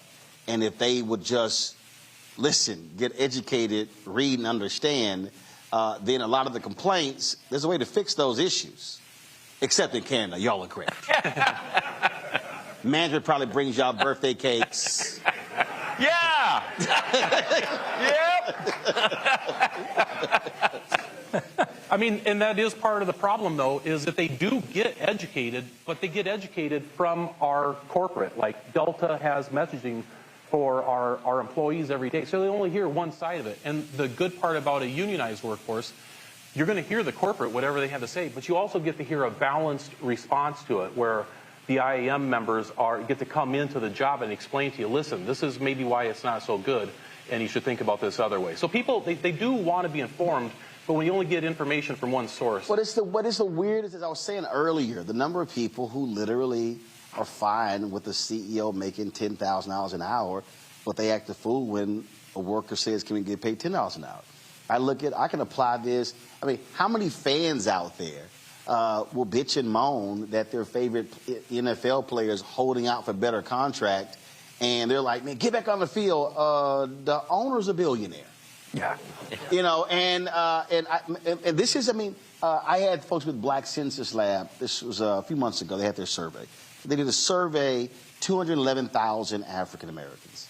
And in their survey, a majority of them were against raising corporate taxes because the company said, oh, they raise corporate taxes, y'all get laid off. When they're going to lay you off anyway, whether they like it or not. But it is the number of people who literally will take the side of management or corporate leaders over their own well-being, and then when layoffs come, then they're one of the folks that they go, what the hell? Well, do you see what you did? And it's just it's just a hard thing, I think, to get people to understand that. If I could point out, Roland, you mentioned, if I could just point out, you mentioned layoff, furloughed. That's also in our deal. So you're furloughed with our collective agreement. You have 25 years service, you'll be paid up to 1,000 hours. 1,000 hours paid. Now, during the pandemic, whoever would have thought that that clause would have come to use to that extent? But once again, it goes to show you what a collective bargaining agreement Oh, can listen, do. I need you, listen, my dad worked for Amtrak for 25 years. They got furloughed in Houston. He got paid for 7 years. Wow. Yeah, that's yeah. So like, he was at the crib every day. Now that kind of got on our nerves. Because he watched the damn news all day long.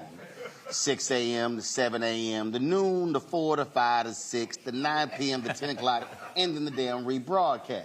Yes. Then when one station started 7 p.m. newscast, he was watching that. I was like, bruh, seriously?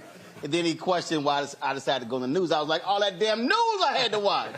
But again, but the deal they had was, and there were raises in it. It was a 7-year furlough. Wow. Right. And so, and just Jim like, damn. Yes. Are they hiring? That's what happened. So, but again, that's what happened. But that was a negotiated deal. And to your particular point. Yeah. How do you see the next phase for you? You talked about, again, 2 years ago. Now folks are coming to you with their cards. How far away do you think you are from being able to get to the point where to call the election? I don't know, James. Is that classified? Can I?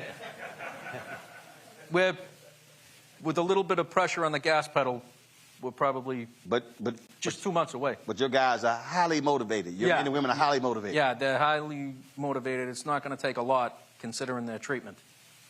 So it's, but again, there's going to require significant footwork. Right. Because you're going to have to talk to, because a lot of the new people will be like, oh, gee, I don't know. Let me talk to someone. When I was helping out with the Delta campaign, one guy, he said, let me ask my manager about this. I'm like, no, guy, don't.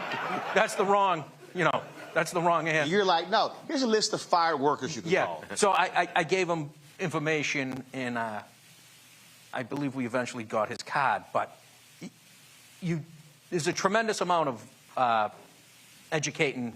Unfortunately, this goes back to the school system and whatnot, and unions haven't been promoted the way they were when I was growing up. Mm-hmm. Just like not that long ago, obviously. David, I just got an email from one of your members. He said, you forgot to mention the fruit baskets. David, I'm just kidding. Any final thoughts? Anything? Yeah, if I can just say, the other thing about collectives, for me, the United Steelworkers has been a great experience in my life. It's a national local.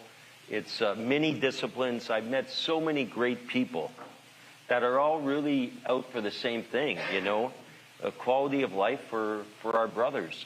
And I've really had some great relationships. And it's been really a rewarding experience for me to be a part of the United Steelworkers. So there's that element too. Unions are have such a great cause, and there's so many great people within them. I've met so many great people. I've met a lot of great people here at the IAM just today. So keep it up, And they're all trying to get their passports to go to Canada. Yeah. I would just like to do a call for action from my fellow Delta employees. We have enough support to get us to an election. And we do the math. We need 2,000 cards. That sounds like a lot of people we need to get re-signed. But we've been getting 200, 225, 250 every single week. So don't sit there and do the math and go, man, that's 10 weeks so we can get to an election, because you can't put a date on it. You can't sit there and say that we're going to have an election on this date and then just wait for a bus to get there.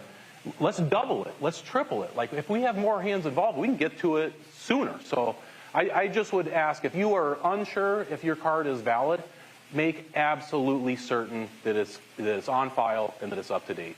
All right, then. And get involved. And we'll close this out. David and Dan, I think y'all owe Jim a hug. I'm giving free hugs.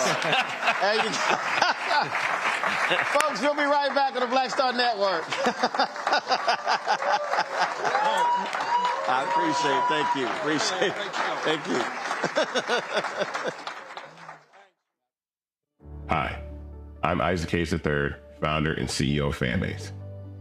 Fanbase is a free-to-download, free-to-use, next-generation social media platform that allows anyone to have followers and subscribers on the same page. Fanbase was built through investment dollars from equity crowdfunding from the Jobs Act. People just like you helped build Fanbase, and we're looking for more people to help build Fanbase. We are currently raising $17 million in a Regulation A crowdfund on Start Engine. We've already crossed $2.1 million, but we're looking to raise more capital from people just like you that deserve the opportunity to invest in early-stage startups without having to be accredited investors. So right now, I'd like you to go to startengine.com/fanbase and invest. The minimum to invest is $399.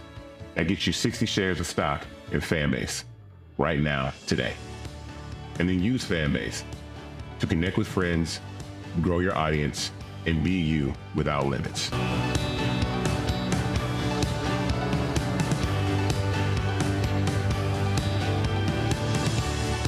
Hatred on the streets, a horrific scene, a white nationalist rally that descended into deadly violence.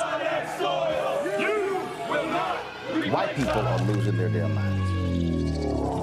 As an angry pro-Trump mob storms the U.S. Capitol, we've seen We're about to see the rise of what I call white minority resistance.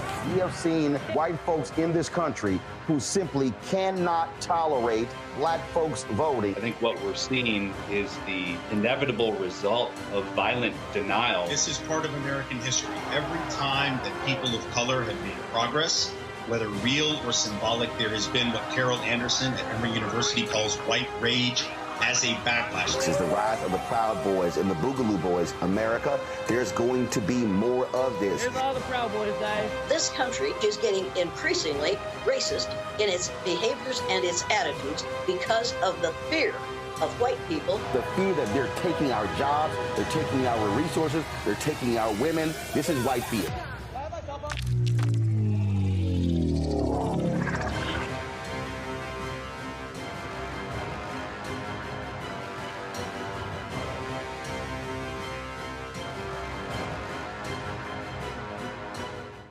On the next Get Wealthy with me, Deborah Owens, America's Wealth Coach, Black Americans have 1/10 the wealth of their white counterparts.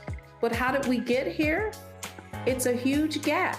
Well, that's why we need to know the history and what we need to do to turn our income into wealth. Financial author and journalist Rodney Brooks joins us to tell us exactly what we need to do to achieve financial success. You can't talk about why we are, as black people, where we are, unless you talk about how we got here. Bridging the gap and getting wealthy, only on Black Star Network.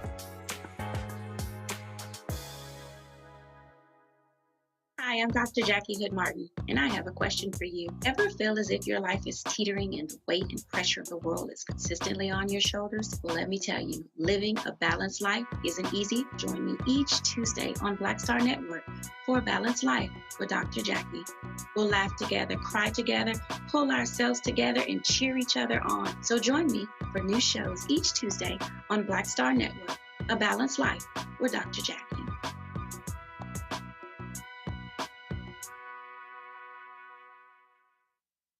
Hey, what's up, y'all? I'm Devon Frank. I'm Dr. Robin B., pharmacist and fitness coach, and you're watching Roland Martin Unfiltered.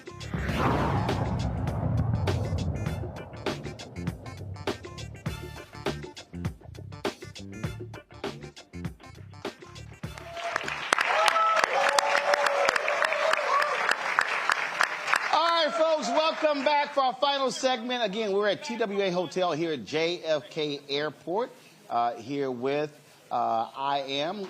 It's been a fantastic show. We're going to close this out. Richie Johnson joins us, returns back, General VP, IAM Air Transport Territory. James Carlson, Transportation Coordinator, IAM as well. Gentlemen, glad to see both of you. James, I'll start with you. So, last segment, we heard Dan talk about, again, getting folks to return those cars. But so just explain the system. Like, how does a person know when they sign, when it expires, how are they notified? Is it a text message? Is it an email? Are they told in person? How does that work? So, Roland, and thanks for having us on. And we do everything. So you know, we have all the data at our headquarters, and what we do is every single week we look at what cards are expiring, and we text message those folks. We send a letter in the mail to those folks. We phone bank those folks. Sometimes we even get in our cars and house call those folks. We send that information to the inside committees who, and I just have to say, you know, and they don't get enough credit here, is that these workers are very brave and courageous, and they care deeply about their workplace and their coworkers, and that's why they're doing this. But because they're doing two jobs. That's correct. It's two jobs. It's their job, and then it's their union job. It's incredibly difficult, and carriers that union bust will take workers who are very effective at talking and educating their coworkers, and they'll put them in a different job assignment, and they'll, you know, sit them by themselves somewhere, or they'll harass them and target them sometimes. But they have a federal right to do what they're doing. This is protected under federal law. You can talk about the union. You can sign cards in non-work areas during non-work times and talk to your coworkers. It's not wrong. You can't get in trouble for doing it, and it's going to benefit you and every single person that you work for to have a voice in your career for your family. And it's 45 cities? Yeah, 45 cities from San Juan, Puerto Rico to Anchorage, Alaska, out to Honolulu, Hawaii. So, yeah, it's a pretty big undertaking. But listen, there's nobody in the labor movement that has done what these workers have done. And at JetBlue, too. 20 years, and they got to an election. That is great work. So it's funny you talk about folks removed from one job going somewhere else. I think about Renault Robinson. He of course founded the Black Patrolmen's Union in Chicago. They hated him so much they assigned him to patrol an alley. Yeah, well, and they would drive by every hour to see if he was standing right there. And if he wasn't, because the whole goal was to fire him. And so they tried everything to get that brother out. But he was like, okay, fine, I'm gonna walk this damn alley every single day. And that's what he did, but he never gave up. And that's what these workers aren't doing. They're not giving up. And this is about really sometimes we like to classify people. You know, you have politics that's going on. You have, you know, racism. You have gender-based divisions that you know are trying to be brought out. This is a worker. It doesn't matter who you supported in a presidential election. It doesn't matter who you love. It doesn't matter what color you are. And that's the great thing about the union movement, right? We're everybody and we're together. And that's the key to this, is workers to raise their consciousness and know what is possible, right? You don't have to go to work a flight attendant once told me this. She said, when I have to go to work at Delta Airlines, I have to become a different person, because she was scared to be targeted. She's saying, when I talk about the union, and she never gave up. To this day, she still does it. But that's what these workers are for. They're forced into a situation in which they can't relate freely, and they're inundated with messages and inundated with fear and risk. What the union buster does is get the worker to believe that joining a union will risk more of what they have at work than not joining a union. That is the goal. Richard, was also that, I think, again, when you try to get people to understand this, corporate execs, they negotiate their deals. Of course they do. They negotiate salary, stock options, time off. I've seen deals where they negotiate how many hours they get on the corporate jet.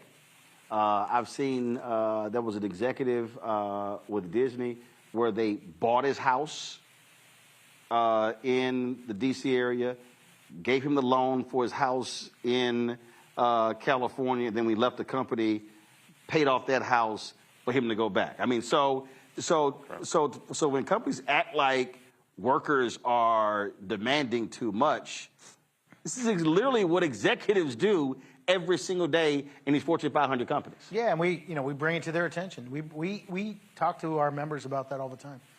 Excuse me, and they're not shy about it. They're not embarrassed about it. Like these CEOs don't have no guilt over it, or they don't care one bit about it. I mean, look at what the Boeing. Just to go back for a second here to the Boeing thing. Boeing executive was brought to Senate hearings. Right? Mm-hmm. He sat in front of them, and it was a stroke job. I mean, you had all these senators or congressmen and women there, and they're trying to chastise him and tell him, and how much money do you make, and what are you going to do? And he just sat there with a smirk. He just sat there like laughing at because he was being paid to be there. Well, that and by the way, you can't do anything about it. Right. Like you can sit here and slap me on the hand. You can sit here and chastise me and pretend I'm a bad guy and tell me you better do this or you better do that. But what are you going to do? And the answer is they were going to do nothing. Boeing is one of the only aircraft manufacturers in the world. There's two of them, right? Airbus and Boeing. And the saying too big to fail. They're not worried. They weren't worried about were they going to put sanctions on them. They weren't going to do anything to them. And they're not going to lose any government contracts. No, but you know who could do something to them? Their employees. There was zero people, I don't care who you are, Congress, president, okay, nobody was going to hold them accountable. Nobody, except the employees. Because when those employees walked out the door and they said, no, screw you and your offers, and they rejected it 3 times, twice officially, but 3 times as a whole, it was only those 30,000 plus employees, 35,000 employees and their union leadership that could hold Boeing accountable. Because guess what? You don't make them, you don't make no money. So when workers don't think they have the power, they're wrong. You have all the power. Right. Here's the only people that could hold one of the most powerful companies in the world accountable. It was the employees. And guess what? They got it. They got all of it, and they won. But the thing there, James, one employee can't walk out. It has to be a collective in order to make that change happen. That's 100% correct. There is power in unity, and we in every great movement in the United States, unity. You look at any time. You look at the labor movement when the labor movement first began. You don't have power when you walk into an office by yourself, right? When you're a non-union and something happens at work, this is exactly what happens. Somebody sees you do something, if you're working on the ramp or you're working in the bag room and the manager doesn't like you for whatever reason, calls you in the office to discuss that little problem, you're not there with anybody. And with the union, you have somebody to back you up. And you got your brothers and sisters that work with you, hundreds, maybe thousands, that they stand with you. So there is power, and this is what this is about. It's about power. The reason why JetBlue and Delta say it's better without a union is because they know with a union the workers have more power. They have the right to say, no, that's not correct. You're violating my agreement. And that's done together. All of this, look at the room. We travel together, and we are going to stand shoulder to shoulder with the JetBlue workers and the Delta workers and any worker that wants a fair shake and protection and rights and dignity on the job. It's impossible.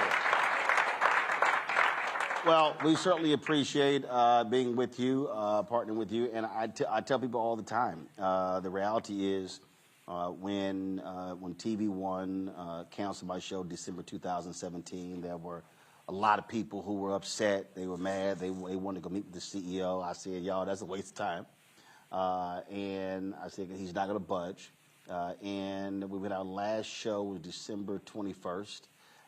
And an hour after we had that last show, I was sitting with Lee Saunders, who's the president and CEO of AFSCME. And Lee is an Alpha fraternity brother of mine. And he was bemoaning the fact of the show. He said, hey, we need this voice, especially going to election year. Then 24, I met with him, explained to him the vision with all that this is, and then 24 hours later, he said, we're in. So ASME was the only sponsor we had our first 2 years. And that's what allowed us to be able to build this, create this show, and going from 157,000 YouTube subscribers to now 1.52 million. And so, you know, we've been doing 25, 30 million views a month. And so if it wasn't for them, we would not have been able to launch this show the scale that we did and to be at this point 6 years later. So so again, understanding why voices matter.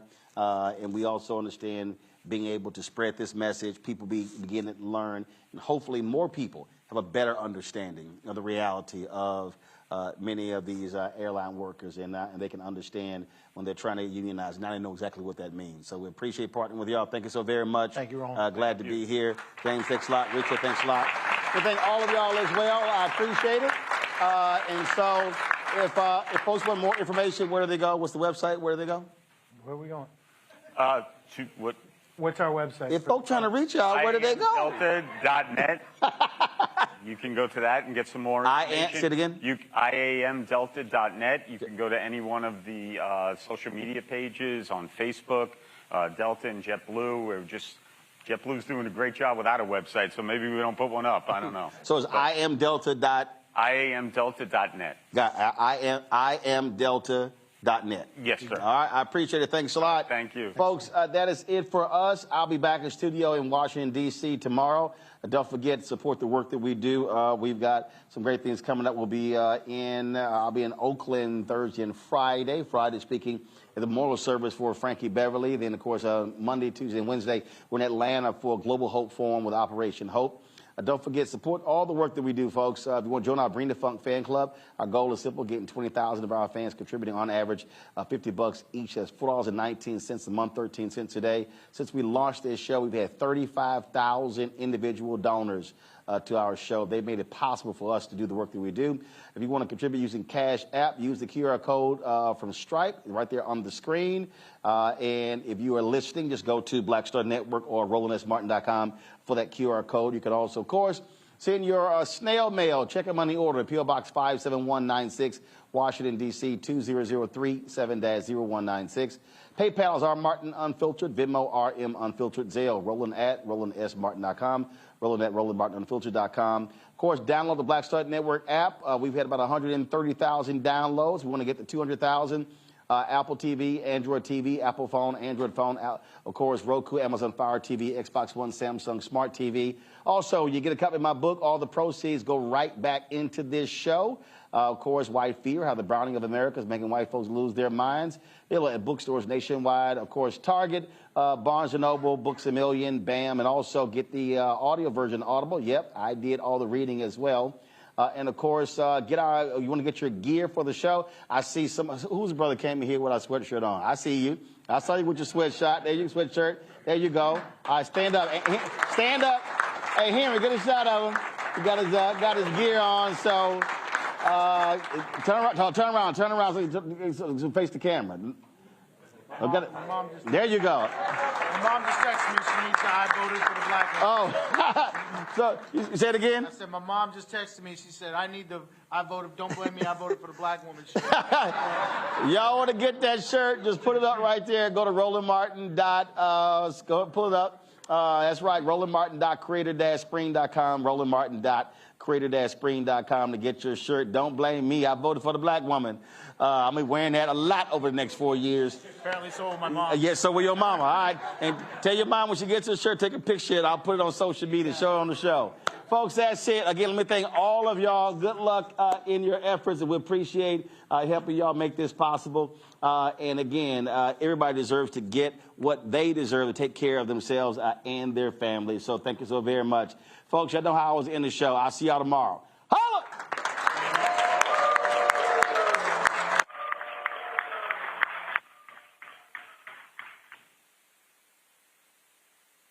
Black Star Network is here. Oh, no punch! I'm real revolutionary right now. Thank you for being the voice of Black America. All momentum we have now, we have to keep this going. The video looks phenomenal. See, there's a difference between Black Star Network and Black-owned media and something like CNN. You can't be Black-owned media and be scared. It's time to be smart. Bring your eyeballs home. You dig?